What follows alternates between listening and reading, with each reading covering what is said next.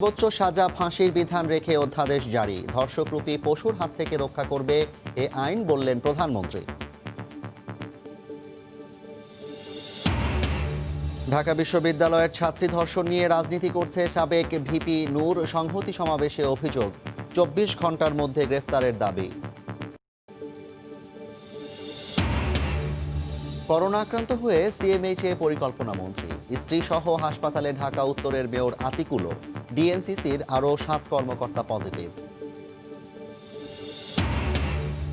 নিক্সনের বিরুদ্ধে আচরণবিধি ভাঙার অভিযোগে ব্যবস্থা শিগগিরই, জানালেন সিইসি। হেয় করতেই অডিও বিকৃত করে ফাঁস, দাবি ফরিদপুর ৪-এর এমপির। ধর্ষণের সর্বোচ্চ সাজা ফাঁসির বিধান রেখে নারী ও শিশু নির্যাতন দমন আইনের সংশোধনীর অধ্যাদেশ জারি করেছে সরকার। দুপুরে রাষ্ট্রপতি সইয়ের পর এই আইনের সংশোধনী গেজেট আকারে প্রকাশ করে আইন মন্ত্রণালয়। আলাদা এক অনুষ্ঠানে প্রধানমন্ত্রী শেখ হাসিনা বলেছেন, ধর্ষকরূপী পশুর হাত থেকে নারীদের রক্ষা করবে মৃত্যুদণ্ড। জনদাবিকে সম্মান জানিয়ে সোমবার মন্ত্রিসভার বৈঠকে আইনের সংশোধনীর যাচাই শেষে আসে চূড়ান্ত সিদ্ধান্ত, ধর্ষণের সর্বোচ্চ সাজা মৃত্যুদণ্ড। মৃত্যুদণ্ডে বা যাবজ্জীবন সশ্রম কারাদণ্ডে শর্তগুলি প্রতিস্থাপিত হবে। সংসদ অধিবেশন না থাকায় এই অধ্যাদেশে মঙ্গলবার দুপুরে সই করেন রাষ্ট্রপতি মোহাম্মদ আব্দুল হামিদ। পরে সেটি পাঠানো হয় আইন মন্ত্রণালয়ে। বিকেল ৩টায় এটিকে গেজেট আকারে প্রকাশ করে মন্ত্রণালয়। বলা হয়, এই অপরাধের সাজায় যাবজ্জীবন সশ্রম কারাদণ্ডের পরিবর্তে মৃত্যুদণ্ড বা সশ্রম কারাদণ্ড শব্দ যোগ হবে। পরে সংসদে আইনটি পাশ করে নেওয়া হবে। এক অনুষ্ঠানে প্রধানমন্ত্রী এই বিষয়ে প্রতিক্রিয়া জানান। ধর্ষণ একটা আমি বলবো যে মানুষ হয়তো পশু হয়ে যায়, সেই জন্যই তাদের মধ্যে এই যে পাশবিকতা, তার ফলে আজকে আমাদের মেয়েরা ক্ষতিগ্রস্ত। সেই জন্য আমরা এই আইনটি সংশোধন করে আমরা এখানে ধর্ষণ করলে সেখানে মৃত্যুদণ্ড, যাবজ্জীবনের সাথে মৃত্যুদণ্ড দিয়ে ইতিমধ্যে আমরা ক্যাবিনেটে সেই আইন পাশ করে দিয়েছি এবং যেহেতু পার্লামেন্ট সেশনে নাই, আমরা এটা অধ্যাদেশ জারি করে দিচ্ছি। কাজেই যে কোনো একটা সমস্যা দেখা দিলে সেটাকে মোকাবেলা করা এবং সেটাকে দূর করা, এটাই। ঢাকা বিশ্ববিদ্যালয় ছাত্রী ধর্ষণকে রাজনীতির হাতিয়ার বানিয়েছে ছাত্র অধিকার পরিষদ। নির্যাতিতার চরিত্র নিয়ে প্রশ্ন তুলে ডাকসুর সাবেক ভিপি নুরুল হক নূর বুঝিয়ে দিয়েছেন তিনি ধর্ষণের পক্ষে। এমন মন্তব্য করেছেন নির্যাতিতার অবস্থান কর্মসূচিতে সংহতি জানাতে আসা বিভিন্ন শ্রেণী পেশার মানুষ। অবিলম্বে নূরকে গ্রেফতারের দাবিও তোলেন তারা। ধর্ষণের বিচার চেয়ে টানা ৬ দিন ধরে রাজপথে ঢাকা বিশ্ববিদ্যালয়ের ছাত্রী। মঙ্গলবার তার প্রতিবাদে সংহতি জানাতে আসেন বিভিন্ন শ্রেণী পেশার মানুষ। সংহতি সমাবেশে বলা হয়, ধর্ষণের ঘটনাকে রাজনৈতিক মোড় দিচ্ছে ছাত্র অধিকার পরিষদ। নির্যাতিতার চরিত্রে কালিমা লেপনের অপচেষ্টা করছে ডাকসুর সাবেক ভিপি নুরুল হক। ছাত্র অধিকারের নামে মানুষের ধর্ষণকে আশ্রয় প্রশ্রয় দেয়, ধর্ষককে কভার দেওয়ার চেষ্টা করে। নুরু সহ যে ৬ জনের বিরুদ্ধে মামলা হয়েছে, তাদেরকে কেন এত কালক্ষেপণ করা হচ্ছে গ্রেফতার করবার জন্য? ভিকটিম ব্লেমিং কি জঘন্যতম অপরাধ। সিরাজগঞ্জের উল্লাপাড়ায় ২০০১ সালে ধর্ষণের শিকার পূর্ণিমা রানী শীল সমাবেশে অংশ নিয়ে অভিযোগ করেন, বিচারের দীর্ঘসূত্রতায় এখনো তাকে নানাভাবে হয়রানি হতে হয়। এখনো মামলার জন্য আমাকে হাইকোর্টে গিয়ে দাঁড়াতে হয়। কেন? আমার মামলার রায় এখন আমি পাচ্ছি না। আইনের পাশাপাশি দৃষ্টিভঙ্গি পাল্টানোর আওয়াজ ওঠে সমাবেশে। নির্যাতিতা বলেন, রাজনৈতিকভাবে শক্তিশালী হওয়ায় মূল আসামিরা এখনো ধরাছোঁয়ার বাইরে। আসামিরা যতক্ষণ পর্যন্ত বাইরে থাকে ততক্ষণ পর্যন্ত তদন্ত প্রতিবেদন যে প্রভাবিত হওয়ার সম্ভাবনা থাকে। বিভিন্ন মাধ্যম থেকে আমাকে হুমকি দামকে দেওয়া হচ্ছে। নুরুল হককে ২৪ ঘন্টার মধ্যে আটকের দাবি তোলেন বক্তারা। ইকরাম হুসাইন, সময় সংবাদ, ঢাকা। এমপি নিক্সন চৌধুরীর বিরুদ্ধে আচরণবিধি ভাঙার অভিযোগ নিয়ে শিগগিরই ব্যবস্থা নেওয়ার কথা জানালেন প্রধান নির্বাচন কমিশনার। প্রশাসনিক কর্মকর্তাদের গালিগালাজ করার প্রতিবাদ জানিয়ে চিঠি দিয়েছে বাংলাদেশ অ্যাডমিনিস্ট্রেটিভ সার্ভিস অ্যাসোসিয়েশনও। এদিকে হেয় করতেই অডিও বিকৃত করে ফাঁস করার দাবি ফরিদপুর ৪ আসনের এই সংসদ সদস্যের। ফরিদপুরের চরভদ্রাসন উপজেলা পরিষদ নির্বাচনকে ঘিরে এমপি নিক্সন চৌধুরীর জেলা প্রশাসক ও উপজেলা নির্বাহী কর্মকর্তাকে গালিগালাজ করার অডিও সামাজিক যোগাযোগ মাধ্যমে ভাইরাল হওয়ার পর উঠেছে আলোচনার ঝড়। জানতে চাইলে প্রধান নির্বাচন কমিশনার বললেন, আচরণবিধি ভঙ্গের অভিযোগ পেয়েছে নির্বাচন কমিশন, শিগগিরই আইন অনুযায়ী ব্যবস্থা নেওয়া হবে। যেভাবে আইনের বিধান আছে সেই অনুসারে তার বিরুদ্ধে আমরা অ্যাকশন নেব এবং এখানে ব্যক্তি কি এটা আমাদের কাছে মোটেই বিবেচ্য বিষয় নয়, মাত্র তিনি অপরাধী, আইন ভঙ্গ করেছেন, সেভাবে যেটা করার দরকার সেটা অবশ্যই করব। এদিকে এ নিয়ে সংবাদ সম্মেলনে এসে নিক্সন বললেন, অডিও রেকর্ডের কণ্ঠ তার নয়, তাকে হেয় করতেই এডিট করে কথা বসানো হয়েছে। আমার একজন কর্মীকে ম্যাজিস্ট্রেট এবং ডিজিপি দিয়ে ধরে নিয়ে যাওয়া হয়, সেই বিষয়টা তাকে অবগত করার জন্য আমি তাকে ফোন করেছিলাম, কিন্তু বাকি যে অংশ আছে সেই অংশটা কিন্তু সুপার এডিট করা হয়েছে। আমি যদি কোনো আইন ভঙ্গ করে থাকি অবশ্যই আমার বিরুদ্ধে মামলা হবে, কিন্তু আমার একার বিরুদ্ধে মামলা হবে কেন? আইন ভঙ্গ করলে আইন তো ডিসিও ভঙ্গ করছে। সে কি পারে 48 ঘন্টা অতিক্রম না করার আগে টিওনোকে নির্দেশ দিয়ে আমার বাড়িতে পাঠানো? যদি আমার একার বিপক্ষে মামলা হয় তাহলে অবশ্যই ডিসির বিরুদ্ধেও মামলা হবে। এদিকে নিক্সনের আচরণের প্রতিবাদ জানিয়ে মন্ত্রিপরিষদ বিভাগে চিঠি দিয়েছে বাংলাদেশ অ্যাডমিনিস্ট্রেটিভ সার্ভিস অ্যাসোসিয়েশনও। গত 10 অক্টোবর চরভদ্রাসন উপজেলা পরিষদের চেয়ারম্যান পদে ভোট চলার সময় এক কর্মীকে আটক করায় কর্তব্যরত ম্যাজিস্ট্রেটকে টেলিফোনে গালিগালাজ করার অভিযোগ ওঠে নিক্সন চৌধুরীর বিরুদ্ধে। পরে ইউএনওকে ফোন করে ক্ষোভ ঝাড়েন তিনি। মুজাহিদ শুভ, সময় সংবাদ, ঢাকা। দুর্যোগ মোকাবিলায় বাংলাদেশ বিশ্বের দৃষ্টান্ত স্থাপন করেছে উল্লেখ করে প্রধানমন্ত্রী শেখ হাসিনা বলেছেন, প্রাকৃতিক ভারসাম্য রক্ষা করে দেশের উন্নয়ন করাই সরকারের লক্ষ্য। সকালে গণভবন থেকে আন্তর্জাতিক দুর্যোগ প্রশমন দিবস উপলক্ষে ভার্চুয়াল আয়োজনে তিনি বলেন, প্রকৃতি রক্ষা করেই দুর্যোগ মোকাবিলার পরিকল্পনা থাকতে হবে। একে তো করোনা মহামারী, তার ওপর এবছর একের পর এক প্রাকৃতিক দুর্যোগ মোকাবেলা করছে বাংলাদেশ। মে মাসের প্রলয়ঙ্করী ঘূর্ণিঝড় আম্পানে দেশের ক্ষতি হয়েছে 1100 কোটি টাকা, মারা গেছেন 16 জন।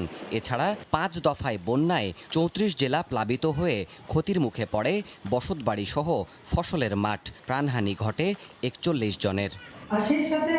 এবছর এমন বাস্তবতার মধ্যেই আন্তর্জাতিক দুর্যোগ প্রশমন দিবস পালিত হচ্ছে বাংলাদেশে। সকালে গণভবন থেকে ওসমানী স্মৃতি মিলনায়তনে আয়োজিত ভার্চুয়াল অনুষ্ঠানে যোগ দেন প্রধানমন্ত্রী।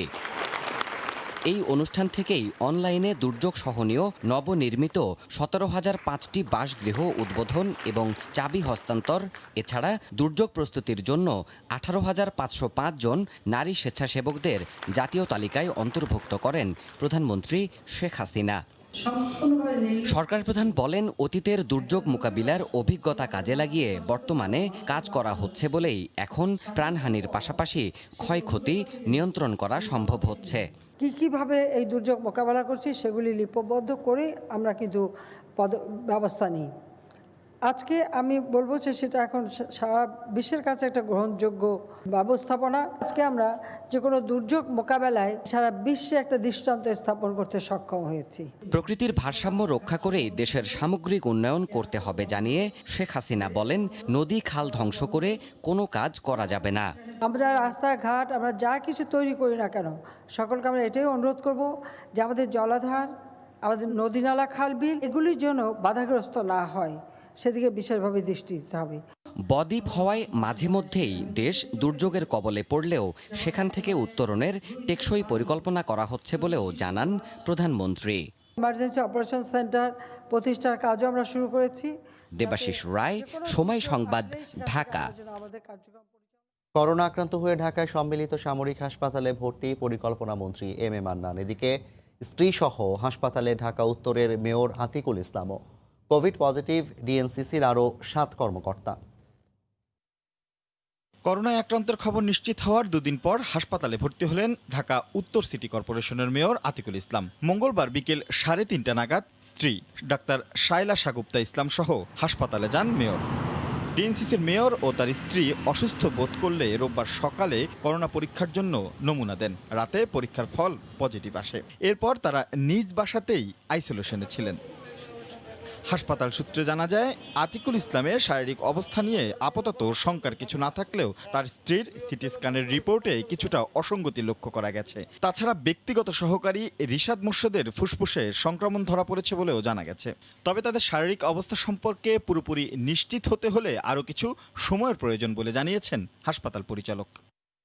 দুপুরে উনি এসেছেন 3:31 উনি হসপিটালে এসে ভর্তি হয়েছেন। আপাতত দৃষ্টিতে উনি ভালো আছেন, ওনার মনোবল আছে। তবে আমরা এখনো ডিটেইল ইনভেস্টিগেশন গুলো করছি, ইনভেস্টিগেশন গুলো রিপোর্ট গুলো আমাদের হাতে এসে ফেলে আমরা হয়তো আরো তখন বিস্তারিত ভাবে ওনার অবস্থাটা জানতে পারবো। ঢাকা উত্তরের সিইও, গণসংযোগ কর্মকর্তা সহ মোট 8 জন এখন করোনায় আক্রান্ত। এদিকে একই দিন করোনায় আক্রান্ত হয়ে সিএমএইচে ভর্তি হয়েছেন পরিকল্পনা মন্ত্রী এম এ মান্নান। তবে তার শারীরিক অবস্থা ভালো বলে জানা গেছে। স্বাস্থ্য অধিদপ্তরের হিসেবে করোনায় আক্রান্ত হয়ে দেশে 24 ঘন্টায় 22 জন মারা গেছেন। নতুন শনাক্ত হয়েছেন 1537 জন রোগী। এ নিয়ে দেশে মোট রোগীর সংখ্যা 3,81,275 জন।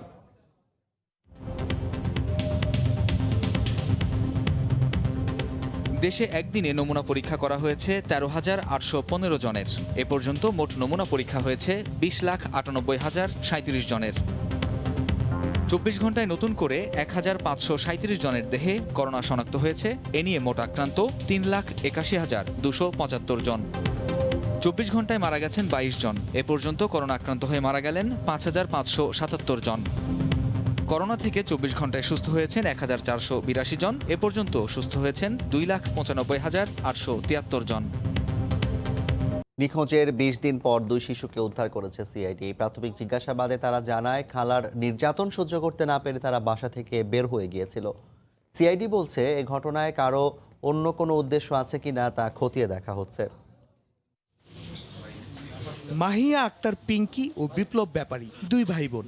তাদের মা 1 বছর 5 মাস ধরে বিদেশে কাজ করছে, আর মা বিদেশে যাওয়ার পর থেকেই খালার বাড়িতে থাকে তারা। কিন্তু ছোট ছোট বিভিন্ন বিষয় নিয়ে তাদেরকে করা হয় নির্যাতন। এক পর্যায়ে নির্যাতন সহ্য করতে না পেরে 2 ভাই বোন মিলে সিদ্ধান্ত নেয় ঢাকায় দাদার বাড়িতে চলে যাওয়ার। গত 21 সেপ্টেম্বর মাদ্রাসা যাওয়ার কথা বলে তারা খালার বাসা থেকে বের হয়ে যায়। এরপর থেকে তাদের আর কোনো খোঁজ না পাওয়ায় ফরিদপুরের কোতোয়ালি থানায় মামলা করেন তাদের খালা। সেই মামলায় গ্রেফতার করা হয় শিশুদের বাবাকে, কিন্তু তারপরও পাওয়া যাচ্ছিল না শিশুদেরকে। টানা 48 ঘন্টার অভিযানে ভাটারা থেকে শিশু দুজনকে উদ্ধার করে সিআইডি। মঙ্গলবার সংবাদ সম্মেলনে সিআইডি জানায়, দাদার বাড়িতে যাওয়ার জন্য ঢাকায় এলেও বাসা হারিয়ে ফেলায় তারা ঢাকার বিভিন্ন জায়গায় ঘুরে বেড়ায়। এক পর্যায়ে এক রিকশাওয়ালা তাদেরকে বাসায় নিয়ে যায়। সেখানেই তারা এই কদিন ছিল। মা এবং বাপের মধ্যে রিলেশনটা ভালো না। মা চলে গেছে জর্ডানে, আর তাদেরকে রাখা হয়েছে খালার বাড়িতে। ছোট গ্লাস ভেঙেছে ছেলেটা, তখন খালা হয়তো তার সাথে খারাপ ব্যবহার করছে। তখন ভাই বোন দুজনে মিলে প্ল্যান করছে যে চলো আমরা দাদার বাড়িতে থাকি।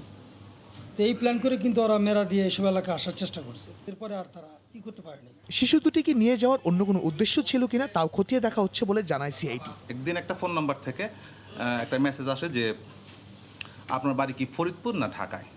ওই মেসেজের সূত্র ধরে আমি সন্দেহ করা শুরু করি যে ওই নাম্বারটা এত স্পেসিফিকলি কেন বললো যে আপনার বাড়ি ফরিদপুর না ঢাকায়। তখন সন্দেহ করে ওই নাম্বারটা ট্রেস আউট করার চেষ্টা করি। আর 2 দিন পরে আবার নাম্বারটা বন্ধ হয়ে যায়। বন্ধ হয়ে যাওয়ার পরে ওই নাম্বারের এগেনস্টে যে কলগুলো ছিল সেই কলগুলো থেকে আইডেন্টিফাই করি যে ওরা আছে হচ্ছে ভাটারা এলাকায়। ওই ভাটারা এলাকা থেকে বিভিন্ন জায়গাতে খোঁজখবর করে আমরা ওদেরকে উদ্ধার করি আর কি। ভবিষ্যতে যাতে এ ধরনের ঘটনা না ঘটে সেজন্য অভিভাবকদের সচেতন হওয়ারও পরামর্শ দেয় সিআইডি। শাহরিয়ার জামান দ্বীপ, সময় সংবাদ, ঢাকা। 2 সিটি কর্পোরেশনের ঝুলন্ত তার অপসারণে ব্যাহত হচ্ছে ব্যাংকিং সেবা। এতে ভোগান্তিতে পড়েছেন গ্রাহকরা। বিকল্প ব্যবস্থার দাবি ব্যাংকগুলোর। নগরীর সৌন্দর্য বৃদ্ধি ও ফুটপাতে পথচারীদের চলাচলে ঝুঁকি এড়াতে 1 অক্টোবর থেকে ঝুলন্ত তার অপসারণ শুরু করেছে ঢাকার 2 সিটি কর্পোরেশন। এতে করোনাকালে নিরবচ্ছিন্ন ইন্টারনেট ও টেলিভিশন সেবা থেকে বঞ্চিত হচ্ছেন কয়েক লাখ গ্রাহক। ইন্টারনেটের তার কাটা পড়ায় অনেক এলাকার ব্যাংকের শাখায় গ্রাহক সেবা বিঘ্নিত হয়। অন্য হিসাবে অনলাইনে অর্থ পাঠানো, টাকা উত্তোলন সহ বিভিন্ন কাজে বিড়ম্বনায় পড়েন গ্রাহকরা। অনলাইন সেবা আমি পাচ্ছি না, তারপর ব্যাংকিং সাপোর্ট ঠিকভাবে পাচ্ছি না। সেক্ষেত্রে আমার আদার্স যে কাজগুলো থাকে এটা হ্যাম্পার হয়ে যাচ্ছে। ইন্টারনেট লাইন কেটে যাওয়াতে আমাদের তো ব্যাংকে আমরা যে অনলাইনে কাজগুলো করি সেইগুলো আমাদের সবকিছু বন্ধ হয়ে যাচ্ছে। ইন্টারনেট না থাকায় মূল সার্ভারের সাথে সংযোগহীন এটিএম বুথও বিকল হয়ে পড়ে। অনেক দূর থেকে আসলাম টাকা তুলতে, এসে দেখলাম যে এটিএম বুথ বন্ধ। অনলি রিজনটা কি? যে রিজনটা হচ্ছে যে আপনার তার কাটা। যে কারণে বুথে ইন্টারনেট কানেকশনটা নেই। সবার সঙ্গে আলোচনা করে বিকল্প ব্যবস্থা না করেই সিটি কর্পোরেশনের এমন সিদ্ধান্ত কার্যকর করার সমালোচনা করেছেন ব্যাংকের শীর্ষ কর্মকর্তারা। সার্ভিসটা ডিসরাপ্টেড না হয়, আমরা যাতে বিশেষ করে আমাদের যারা স্টেক হোল্ডার তাদেরকে আমরা আনইন্টারাপ্টেড সার্ভিস দিতে পারি, সেই জন্য আমি মনে করি যে সকলের দৃষ্টি আকর্ষণ করা উচিত। 18 তারিখ থেকে বলছে করে ফেলবে, ওরা যদি না করে 10 থেকে একটা বন্ধ রাখবে, তাদের লাভ কার হবে? আমার তো সকালবেলায় তো মূল ট্রানজাকশন, আমার সব ট্রানজাকশন বন্ধ হয়ে যাবে না? ওদের সাথে বসে ওদের সাথে একটা টাইম লাইন নিয়ে যে এর মধ্যে করতে হবে, ওই ডেড লাইনে নিয়ে তারপরে স্টার্ট করবো। ইন দ্য মিনওয়াইল যারা এই সার্ভিস নেই তারাও একটা ব্যাকআপ বা চিন্তা করতে হবে কি করবে। অন্যান্য দেশের অভিজ্ঞতার সাথে সমন্বয় করে নিরবচ্ছিন্ন সেবা নিশ্চিত করে ব্যবস্থা নেওয়ার দাবি গ্রাহক ও সেবা প্রতিষ্ঠানের। হরিপদ সাহা। মাঝরাত থেকে বন্ধ হয়ে যাচ্ছে সব ধরনের মাছ ধরা। এদিকে মাইলিশ সংরক্ষণ অভিযানের আগের দিন জমজমাট প্রচারণা চালিয়েছে মৎস্য বিভাগ। নাসিরউদ্দিন লিটনের তথ্য ও উৎপল দেবনাথের ছবি নিয়ে রিপোর্ট। আশ্বিনের পূর্ণিমাকে ঘিরে ইলিশের প্রজনন মৌসুম। এ সময় 70 থেকে 80 ভাগ মা ইলিশ গভীর সাগর ছেড়ে নদীর মিঠা পানিতে আসে ডিম ছাড়তে। ইলিশের এ প্রজনন নির্বিঘ্ন করতে 22 দিনের নিষেধাজ্ঞা দিয়েছে সরকার। নিষেধাজ্ঞাকালীন ইলিশ ধরা ও বেচাকেনা থেকে বিরত থাকতে ভোলার ঘাটে ঘাটে সচেতনতামূলক সভা করেছে মৎস্য বিভাগ। নিষেধাজ্ঞার আগের দিন সকাল থেকেই ইলিশ শিকারে ব্যস্ত মেঘনা তেঁতুলিয়ার জেলেরা। আবার কেউ কেউ জাল নৌকা নিরাপদে সরিয়ে নিতে প্রস্তুতি নিচ্ছেন। মা ইলিশে ডিম ছাড়বে, তার জন্য আমরা জাল ফাল সব উড়িয়ে লাইছি। অভিযানের পরে আবার মাছ উৎপাদন বেশি হবে। সরকার যদি অনুদানটা আমাকে যেটা দেয় জেলেগো, যদি এটা একটু আগে ভাগে দিত তাহলে আমাকে অনেক সহজিত হইতো, অনেক ভালো হইতো আর কি। আমরা যারা ব্যবসায়ী আছি, জেলে বাইরে আছে, আমরা এই অভিযানটা সফলভাবে পালন করব। প্রচার প্রচারণার পাশাপাশি নদী জালমুক্ত রাখতে প্রয়োজনীয় ব্যবস্থা নেয়ার কথা জানালেন জেলার মৎস্য কর্মকর্তা। 14 তারিখ থেকে আমরা নদীতে এবং আমাদের যে ক্ষুদ্র এলাকাগুলো আছে সেগুলোতে বা পুলিশ প্রশাসন, নৌ পুলিশ, কোস্টগার্ড এবং উপজেলা মৎস্য দপ্তর সহ সকলকে মিলে আমরা নদীতে অভিযান পরিচালনা করব যেন আমাদের নদী জাল এবং নৌকামুক্ত থাকে। জেলার 7 উপজেলায় 14 জন ম্যাজিস্ট্রেটের নেতৃত্বে 21টি দল দিনরাত অভিযান পরিচালনা করবেন। সময় সংবাদ, ভোলা। হঠাৎ করে অস্বাভাবিক বেড়েছে আলুর দাম।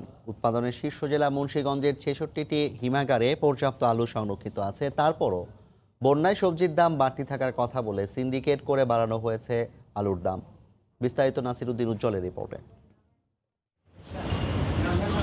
আলু উৎপাদনে শীর্ষ জেলা মুন্সিগঞ্জে এবার বাম্পার ফলন হয়েছে, সংরক্ষণও হয়েছে যথাযথ। হিমাগারগুলোতে আলুর কোনো রকম ক্ষতি হয়নি, তারপরও এই দাম বৃদ্ধি। আলুর বাজার এখন এক শ্রেণীর ব্যাপারীর নিয়ন্ত্রণে। সংরক্ষণকারী হিমাগারে এসেও আলু বিক্রি করতে পারছেন না। এটা সিন্ডিকেটের কারসাজি বলে মনে করছেন সাধারণ ক্রেতারা। যারা আলু চাষ করে এরা এত দাম বাড়ানোর পক্ষে সম্ভব না। এটা সিন্ডিকেট হয়েছে, বিভিন্ন ব্যবসায়ী আলু রাইখা সিন্ডিকেট করে বেশি দামে বিক্রি হয়। 35 টাকা কেরা নিবে বা কে কিনবে এরকম কোনো লোক খুঁজে পাইতেছি না। লোক নেই, এখন আমার তো বিপদ। আমি বিক্রি করতে পারলে মনে করেন যে আমার মুক্তি পাইতাম। জেলায় এবার প্রায় 37,500 হেক্টর জমিতে 13 লাখ মেট্রিক টনেরও বেশি আলু উৎপাদন হয়েছে। সংরক্ষিত আলুর বেশিরভাগের মালিক এখন মধ্যস্বত্বভোগী। আলু কৃষকের যদি নষ্ট হয়ে যায়, ওই তার ড্যামারেজ দেওয়ার জন্য তারা এই আলুটা শুধু কিনে। হিমাগার মালিকরা কখনো আলু স্টোরে রাখে না। সবজির যেহেতু মূল্য উচ্চ, সেই সুযোগে আমাদের এক শ্রেণীর ব্যবসায়ী আলু উচ্চ মূল্য দিচ্ছে। আসলে এটা কোনো যৌক্তিকতা নেই, কারণ আমাদের আলু কোলেস্ট্রলগুলোতে পর্যাপ্ত আলু মজুদ ছিল। জেলার হিমাগারগুলোতে পাইকারি আলু 35 থেকে 38 টাকা আর খুচরা বাজারে 46 থেকে 50 টাকা কেজি দরে বিক্রি হচ্ছে। নাসিরউদ্দিন উজ্জ্বল, সময় সংবাদ, মুন্সিগঞ্জ। সাপেক্ষে পেঁয়াজ রপ্তানি করবে ভারত সরকার। আপাতত 20,000 টন পেঁয়াজ বিদেশে রপ্তানির অনুমোদন দিয়েছে ভারত। তবে যে পদ্ধতিতে পেঁয়াজ পাঠাতে রাজি হয়েছে তাতে বাংলাদেশের পেঁয়াজ আমদানিকারকরা খুব বেশি লাভবান হবেন না। আর এই রপ্তানি পুরো প্রক্রিয়াটি করতে হবে চেন্নাই সমুদ্র বন্দর দিয়ে। কলকাতা থেকে আরও জানাচ্ছেন সুব্রত আচার্য। গত 14 সেপ্টেম্বর আচমকাই বিদেশে পেঁয়াজ রপ্তানি বন্ধ ঘোষণা করে ভারত সরকার। এতে বিপাকে পড়েন ভারত থেকে এলসি করা বাংলাদেশি পেঁয়াজ আমদানিকারকরা। বন্ধ হয়ে যায় পেঁয়াজ আমদানি। সীমান্তের ভারতীয় অংশে আটকে পড়ে শত শত পেঁয়াজ ভর্তি ট্রাক। বাংলাদেশের বাজারে হু হু করে বাড়তে থাকে দাম। ব্যাপক সমালোচনার মুখে পড়ে বাংলাদেশে পেঁয়াজ রপ্তানির সবুজ সংকেত দেয় মোদী সরকার। এরই মধ্যে ভারত সরকারের একটি ঘোষণায় বাংলাদেশের বাজারে ভারতীয় পেঁয়াজ যাওয়ার সম্ভাবনা দেখা দিলেও শর্ত জুড়ে দেয় তা ফিকে হয়ে গেছে। আগামী বছর 31শে মার্চ পর্যন্ত 5টি শর্তে 20,000 টন পেঁয়াজ রপ্তানির অনুমোদন দিয়েছে দেশটির বাণিজ্য মন্ত্রণালয়। এর মধ্যে প্রধান শর্ত হলো এই পেঁয়াজ সড়ক পথে নয়, সমুদ্র পথে চেন্নাই বন্দর দিয়ে নিতে হবে, আর রপ্তানি প্রক্রিয়া শেষ করতে হবে আগামী বছরের 31 মার্চের মধ্যে। কলকাতার বাংলাদেশ উপহাইকমিশনের সংশ্লিষ্টরা বলছেন, ভারত সরকারের এই সিদ্ধান্তে তেমন উপকৃত হবে না বাংলাদেশ। ব্যবসায়িকভাবে লাভজনক না হয় বাংলাদেশি আমদানিকারকরা পেঁয়াজ আমদানিতে আগ্রহ দেখাবেন না বলেও মনে করেন তারা। সুব্রত আচার্য, সময় সংবাদ, পশ্চিমবঙ্গ, ভারত।